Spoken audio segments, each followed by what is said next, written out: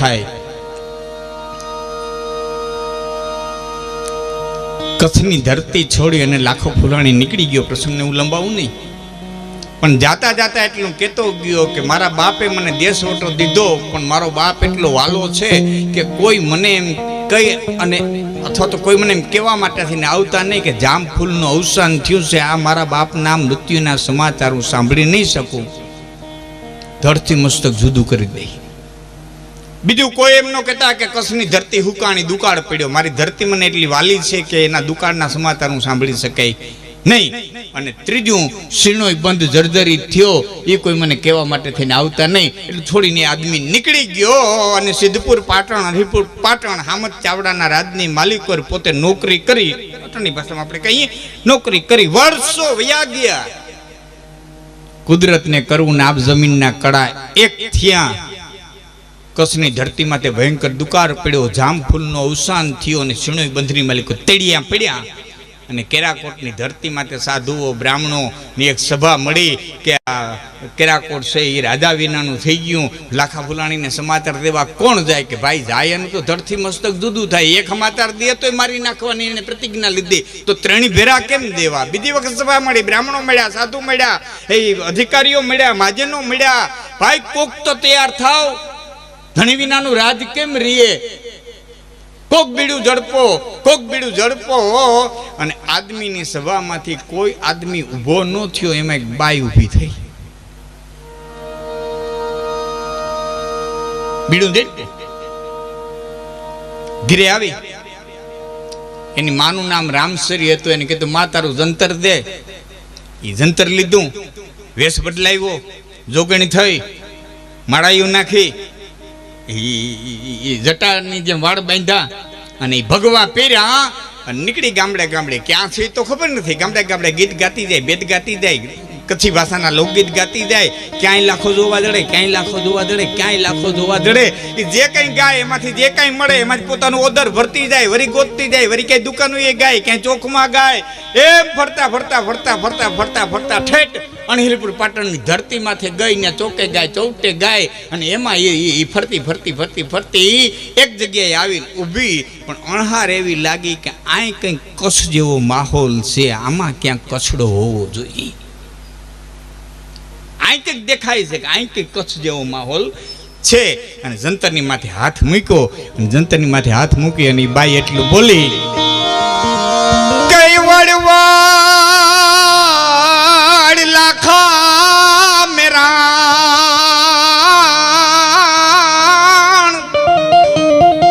તું ઇનકા છોન કુવાયો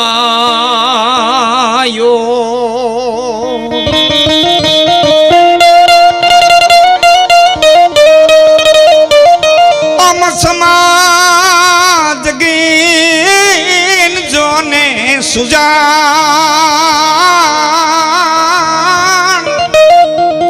છે માળું એ પેયો ઈ મામલો. પણ આમ સમાજ ગીન સુજાન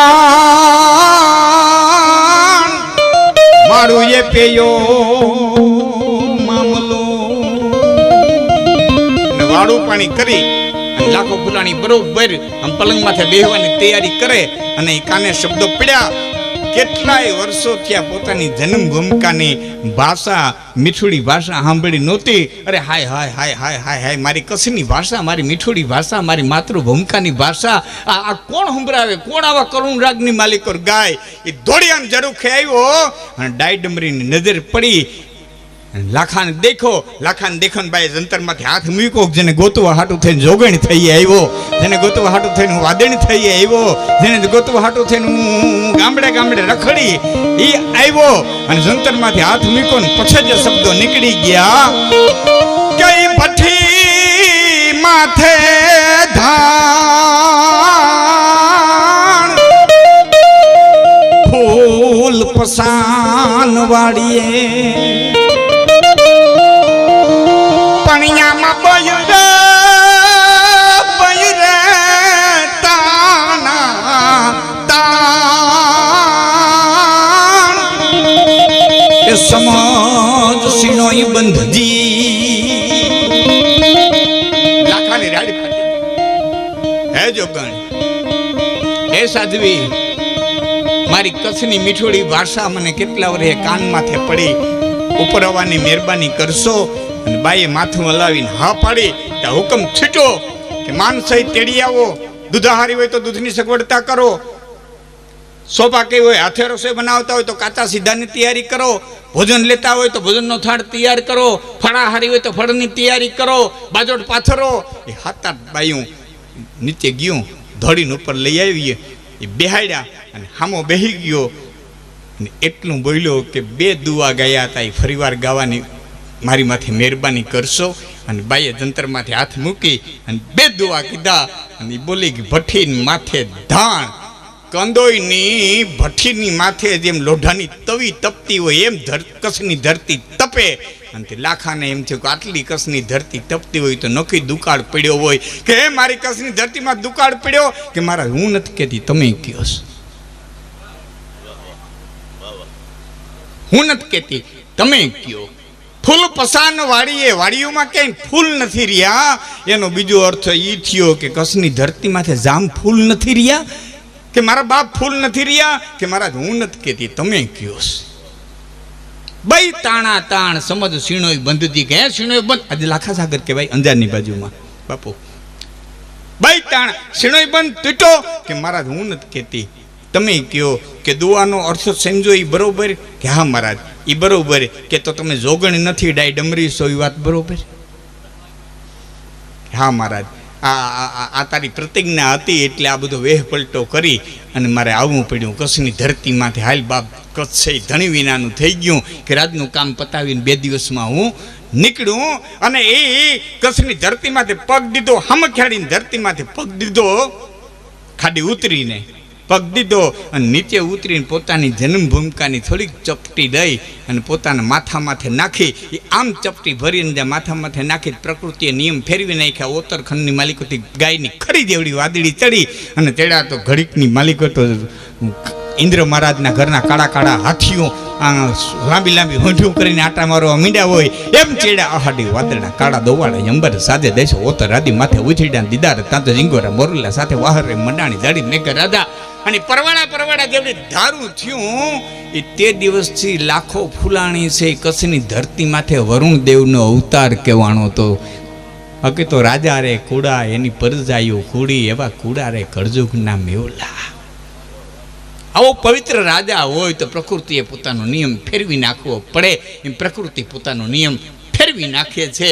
એવી એક ચારણની બાઈ, એક પાડી, એક ભેં, એ 2 છોકરા. અને ધીરે ધીરે હાલી આવે ને છોકરા એમ કે માં ભૂખ લાગી, બાપા જરા ડગલું ઉપાડો ને આગળી મામાનું ઘર આવી જાય. માં ભૂખ લાગી, અરે મારો બાપલિયો ડગલું ઉપાડો ને હમણાં મામાનું ઘર આવી જાય. પણ માં હવે હલાતું નથી, અરે હું મારો દીકરો હલાય નહીં કે નો હલાય હું બાપ જરીક હાલો. હેમાં મામાને ઘેરે રોટલા હશે, અરે મારા દીકરાઓ પાટલામાં થપા ને થપા પડ્યા હશે, તમને રોટલા દેહે દૂધ દેહે માં એટલું છે. અરે તમે આવો તો ખરા. 8 દીથા ભૂખના કડાકા થયા હતા. જાડવાના પાંદડા ચાવતી આવતી હતી, જાડવાના પાંદડા છોકરાઓને ખવડાવતી આવતી હતી. ઠેઠ પલો કાપી અને હાલી આવતી હતી. એ રોંઢાનું ટાણું થયું ને એમાં ઘોડે હવાર હામો જડ્યો ને એટલું પૂછ્યું બેન ક્યાંથી આવો? કે બાપ કચ્છમાંથી આવું છું. આમ ક્યાં જવું છે? કે મારો એક ભાઈ અહીંયા છે એને ત્યાં જવું છે. કે કોણ તારો ભાઈ? કે બાપ બહુ આમ એનો ચહેરો મોડો તો બહુ યાદ નથી રહ્યો, પણ આ દેહમાં દુકાળ પીડ્યો તો ત્યાં કચ્છમાં વરતવા આવ્યા હતા અને અમારા નેહડા પાસે હતા. અને તેથી એમ કીધું તું કામ પડે તેથી આવજે. એવો મારો ભાઈ છે ને રેહમિયો ભેડા અટકનો આયર છે ને એને ઘીરે જવું છે. હામાવાળો વ્યક્તિ પોતે જ રેહમિયો ભેડો હતો પણ પેટમાં પ્રાપે પ્રવેશ કર્યો કે આ દુકાળ, આ બાઈ, આ છોકરા, આ ભેં, આ પાડી આને કેમ નભાવવા. એટલે એટલું બોલ્યો બેન બહુ મોડી પડી, બહુ મોડી પડી. કે કેમ? કે રેહમિયો ભેડો તો ગુજરી ગયો ને એને વર્ષે સમાહે વારી લીધી છે. આ મોતના સમાચાર બાઈના હૈયા માથે પીડ્યા અને બાઈ મોઢાની માથે તારણની દીકરીએ એ ઓઢણાનો છેડો મૂક્યો અને હૈયાની માલિકો જે શબ્દો નીકળી ગયા કઈ ભેડા કઈ ભેડા ભાંગી ડાળ અમે જેને આધારે ભૂતા મારા કરમ થી જા કફાત અતોરડાન રેશમ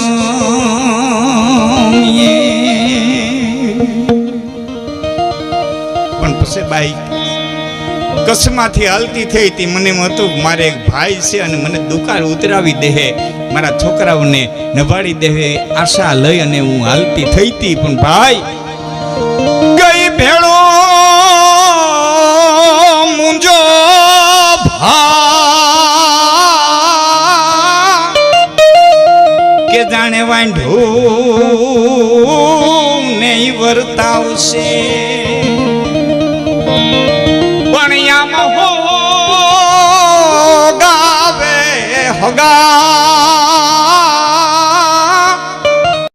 મને પંથ બધોય માથે પડ્યો ઓગાવનો પલો મને પંથ બધોય માથે પડ્યો મરહ્યા તો ઘણા છે પતવામાં સમયની મર્યાદામાં કહું તો એ બાઈ જેમ જેમ મરહ્યા બોલતી ગઈ ને એમ ઘોડે હવાની ઘોડી છે ને એ ડાબલાથી પથ્થરની થતી ગઈ પ્રકૃતિએ નિયમ ફેરવી નાખ્યો એ ઘોડી પાણાની થઈ આદમી ચેમકો રાડી નાખે હે બેન બસ કર મારી ભૂલ થઈ હું રેશમિયો ભેળો તઈ બાઈ એકલું બોલી ભેળા હવે ના શબ્દ સાંભળો હવે કે હું ચારણની દીકરી સાંભળી લે ભાઈ તમારી આંખ અમૃત હો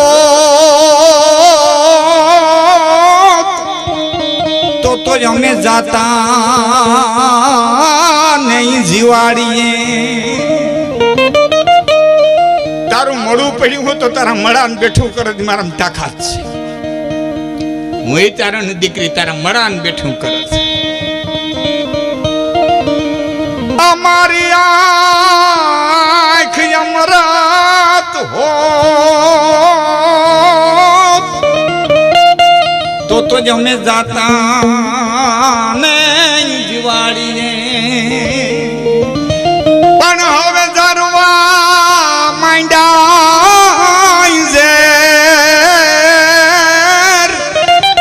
બધોય રસ ગયો રેશમિયા ભેડા ભેડાએ ભેડા ખેડૂના દીકરાએ ખેતરની માલિકોથી બધી મુલાકાત લઈ લીધી હોય અને પછી એ ઘેટા બકરા વાળાને એમ કે હવે આ વણમાં તમને ભેરવી દેજો હવે અમારામાંથી વીણી લેવી નથી પછી વણને ભેરવી દીધું એમાં ઘેટા બકરા મૂકી દીધા હોય છતાં એ વણની માલિકોથી 5 પૂંભડા લેવા હોય તો પાછું 2 પાણ પાય અને ભેડા એમાંથી 2 પૂંભડા લેવા હોય તો લેવાય પણ એક વખતે વણ હાઠિયું થઈ જાય ને પછી 5 ગણું પાણી પાવ તો પૂંભડું ન આવે હે ભાઈ આ ભેળા ભેળાએ અમે વીણેલ વણું ને વાળીએ હાઠી હુકાતે બધોય રસ ગયો રેશમિયા પણિયામાં હાઠી હાઠી જોને હુકાતે બધોય રસ ગયો તઈ આદમી એટલું બોલ્યો કે તો હવે એક મારી માથે દયા કરી ઘોડી પાણાની થઈ હું પાણાનો ન થાઉં ત્યાં સુધી તારા મરહિયા બંધ કરતી નહીં ન કરા ભાર લઈને હવે હું જીવી નહીં